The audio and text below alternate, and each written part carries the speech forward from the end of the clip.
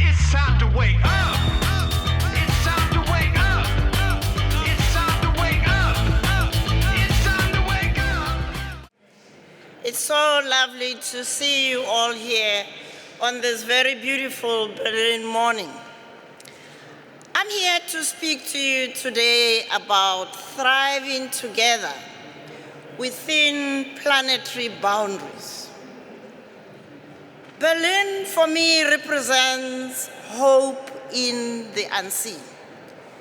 It is a city that never gave up on the idea of a rebirth into a united city transcending the politics of hate and division.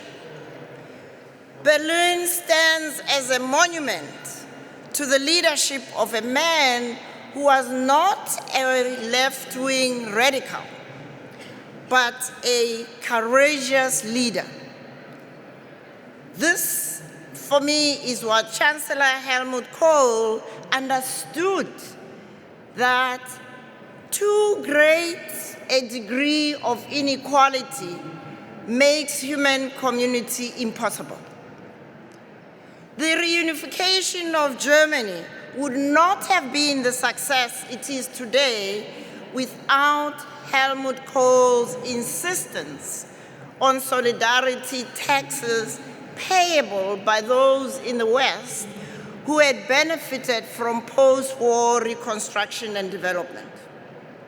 Solidarity taxes enabled favorable investments in East Germany to create the opportunities for greater equity for a united Germany. This approach contradicted conventional, traditional capitalist economic development approaches of trickle-down economics. Berlin is a beacon of hope and affirmation that human solidarity is essential for the well-being of all on a healthy planet. I stand here today as a messenger of hope. We must lift up our eyes above the gloom and doom that is everywhere in evidence. The planetary emergencies triggered by our own acts of omission and commission are an opportunity for us to lift up our eyes, an opportunity to come to terms with the urgent need to take bold steps to liberate our mindsets from being prisoners of destructive, extractive economic systems. Humanity is destined to come back to the essence of its being, which is an interconnected, interdependent species within the web of life. What is required of us today is nothing less than a civilizational shift.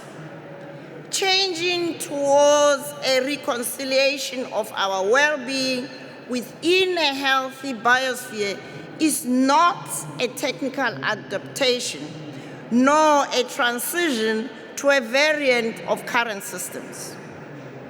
A civilizational shift should be understood as a whole reconfiguration at different levels and in different contexts. It is a metamorphosis, or rather a multitude of metamorphoses. It is this civilizational shift that will pave the way to living the vision of global equity for a healthy planet. Let us be clear. There is only one human race on one livable planet, Mother Earth.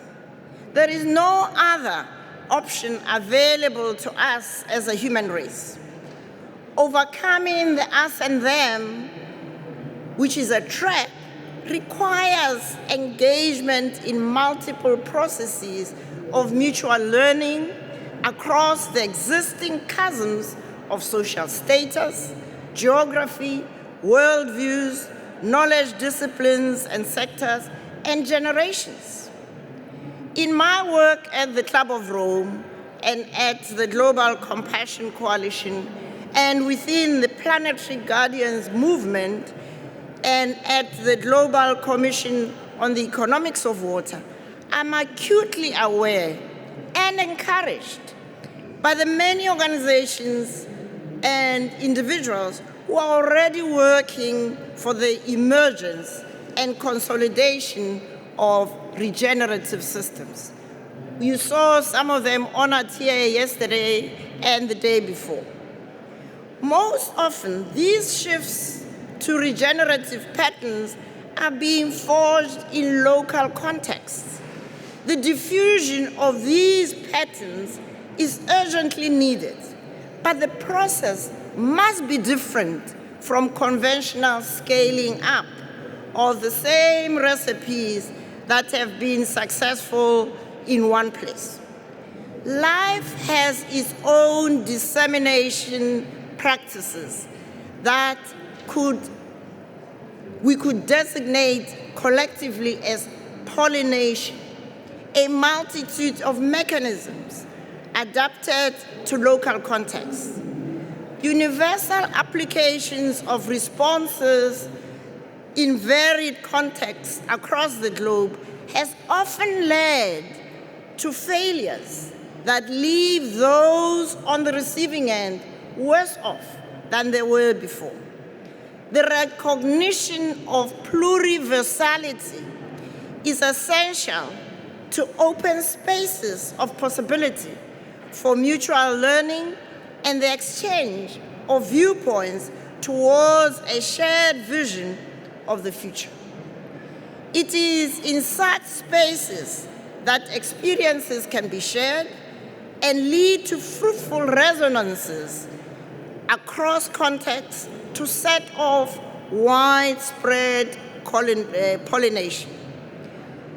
While all conditions, material and psychological, are important, in human systems, the dissemination of new meanings is often the catalyst for change.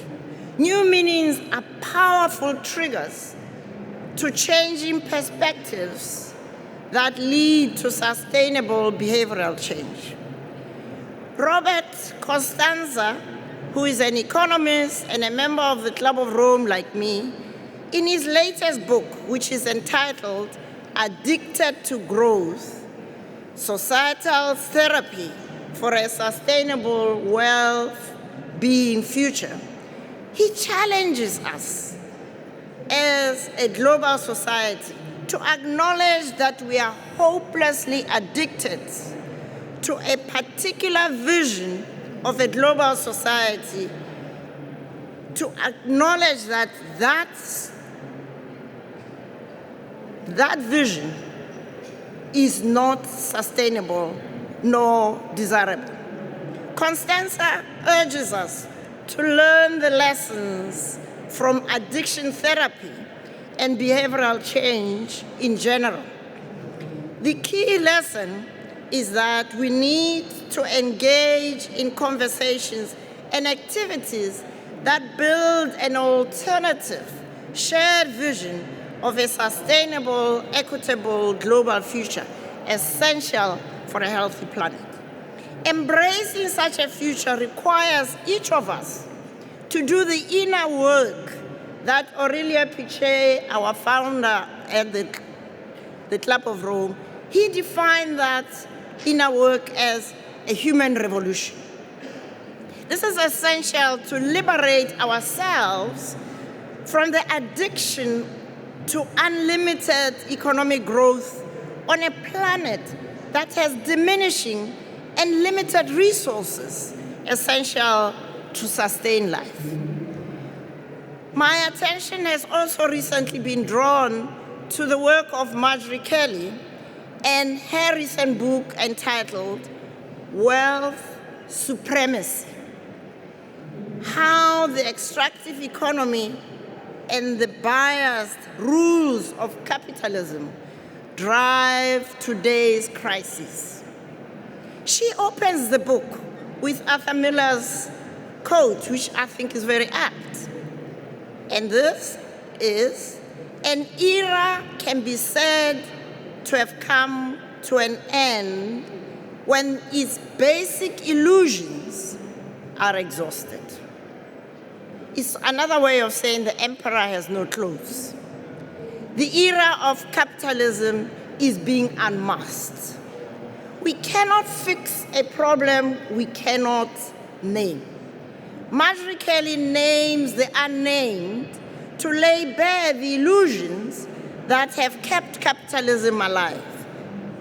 And she says, I quote, "The hidden force driving many crises of our day is wealth supremacy, the bias that institutionalizes infinite extraction of wealth for the wealthy, even as this means stagnation and losses for many. Wealth supremacy in operation is capital bias, the root bias at the heart of the system of capitalism. This system functions as a modern-day colonizing force. Today's empires, she says, are portfolios of assets. The first myth is that they must limitlessly expand. Marjorie Kelly pierces the veil of conventional norms that dignify capital's operating system that promotes wealth accumulation for a few at the expense of the many. This operating system that has already breached, as Sandrine Ditlev said yesterday, the 6 planetary boundaries, is putting at risk the very sustainability of our Mother Earth. She names the unnamed to enable new meanings to be attached to capitalism's operating system of profit maximization at all costs.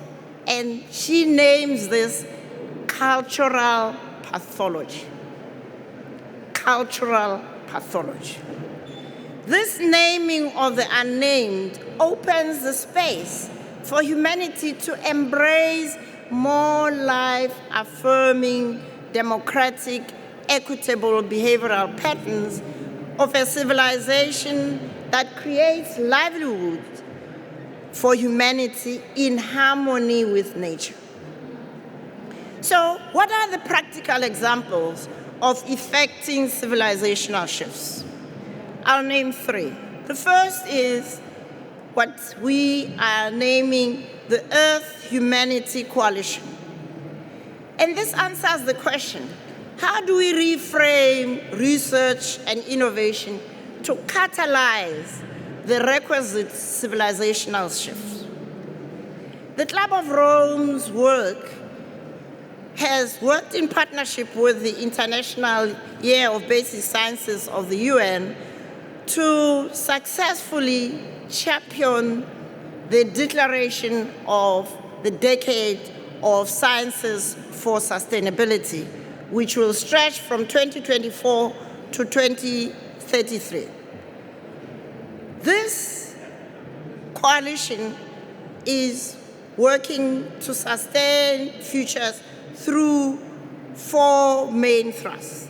The first is establishing a global web of Earth humanity sciences, a network of thousands of transdisciplinary hubs at the local, national, and global levels, so that we can work together to look at things in a different way.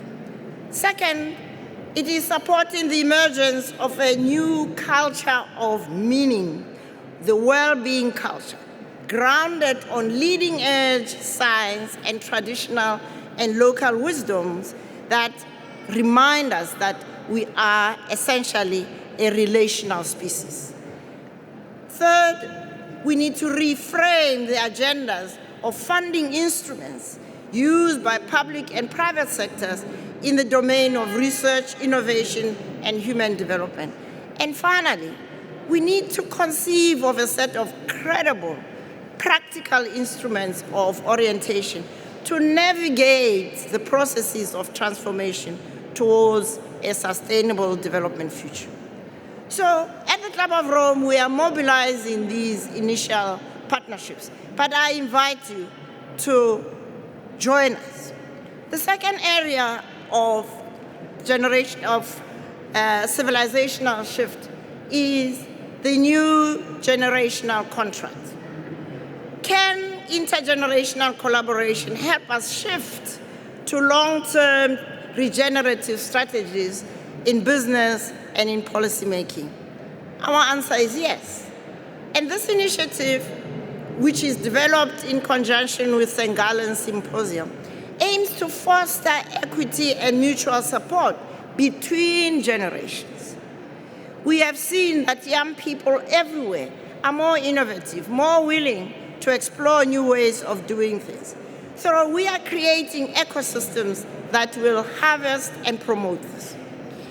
And the Planetary Guardians, initiated by the elders under the leadership of one of your laureates, President Mary Robinson, is mobilizing a global movement of planetary guardians with a special emphasis on young people as the leading generation to secure our future. And finally, we believe that we need Afro-Euro mutual metamorphosis. Africa and Europe are inextricably linked geographically, historically, socioculturally. They need to engage in deeper dialogues to learn from each other and to liberate the future from frameworks that inspired and were inspired by colonialism and the conventional wisdom of development. We are cultivating an ecosystem encompassing individuals, universities, multilateral organizations to promote these dialogues. Our themes and focus areas are, first, empowering young African leaders in governance to lay the foundation for a just global cooperation and stewardship of economies. Second, we are building a future of African business landscape that is accessible to learning opportunities, and which will be creating more of those for young people using the power of systems thinking can create more regenerative economic activities. And finally, we are engaging with existing Afro-Euro dialogues and convening new ones to reframe the conventional developing approach. I often ask, is the US a real example of what being developed means? I don't think so. Anyway, let me conclude. We have a great opportunity to harvest all the science, ancient and modern, to engage in civilizational shifts across spaces and contexts, to emerge from the multiple planetary emergencies upon us with a vision of global equity for a healthy planet. Each one of us across the globe and in this room has important contributions to bring to the urgently needed civilizational shift. Let us draw courage from indigenous people who are doing sterling work. Despite being only 6% of the global population, they are protecting 80% of essential biodiversity and ecosystems. We need to champion the redirection of significant investments to support this work by indigenous people across the globe.